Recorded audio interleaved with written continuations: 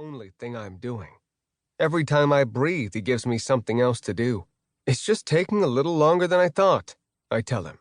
I'll finish packing up in here, he says. Just go. Finish that cash. Christ.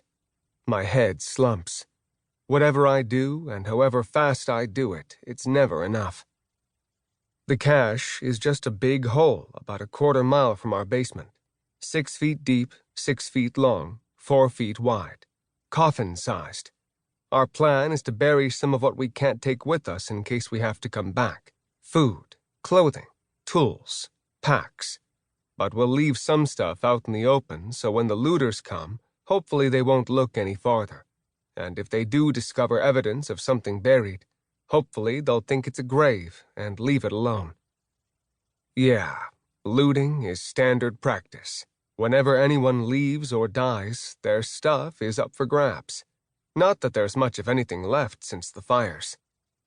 There was lots of food that first winter because all the people who'd abandoned their houses and taken the government up on getting the hell out of here left it behind. They'd left everything. Now I don't even know how many people are still in the area. Walking is the only way to get anywhere. And with miles of burnt land separating you from the next family living in the basement of a burnt-out house, you might not see anyone for days. And when you do see someone, you don't know how dangerous they are, how desperate they are. Jess, I say to my little sister, hand me another jar. I could do the job myself, but I want Jess with me at the cache. I want her to see where it is and what's in it. Embed the location in her mind, in case something happens to me or Mom or Dad, or all three of us. My mom has an endless amount of energy, which she's poured into our survival, but somehow it hasn't hardened her like it has my dad. I take the quart jar of salmon from Jess and place it in the cache. We're on the backside of a hill, behind our basement, in the remains of a stand of birch trees. Charred, lifeless snags poking up from the ash and ready to be blown down by the next big wind. Jess is 10 years old, 7 years younger than me, and only 7 herself when the government decided it could no longer support Alaska at all. They'd pulled their support from the western and northern parts of the state a few years before that, which brought a wave of people into Fairbanks, and the southern coast had been racked by a couple of big earthquakes with no help to rebuild. Rumor was that a lot of people had starved on the coast after the quakes, and Anchorage had been pretty much leveled, but we didn't know for sure what went on down there. Most people up here got on the buses headed north, and we never heard from them again. Others walked south, attempting to cross the mountains and then the endless forest to the coast, looking to start a new life down there despite the destruction from the quakes. My girlfriend Stacy and her family walked south. I don't know if they made it, or died along the way, but they never came back.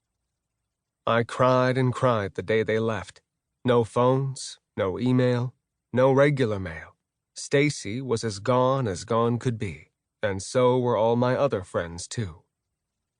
Used to be you could drive south from Fairbanks to Anchorage, and to the small town of Valdez too, but even way back before the oil ran out, the shifting ground and melting permafrost kept destroying sections of road. Then the glaciers in the Alaska Range, that's the mountain range south of here, went on a melting rampage, and that caused the rivers they fed to spill their banks and cut new channels, and the routes the roads took pretty much became memories. But we'd stayed, obviously. My dad was already paranoid about the government. He loved Alaska because he felt like Uncle Sam wasn't looking over his shoulder all the time, telling him what to do. Now Uncle Sam's a memory. Jess hands me another jar. Trav, I'm hungry. Sorry, but you're gonna have to wait until dinner. You know the rules. But look at all this salmon, Jess sighs. We should at least be able to have a jar. We're doing all the work, and we'll probably never see this food again. She smiles at me, and her rosy cheeks, spotted with ashy fingerprints and framed by her blonde hair, make me smile too. My sister is beautiful.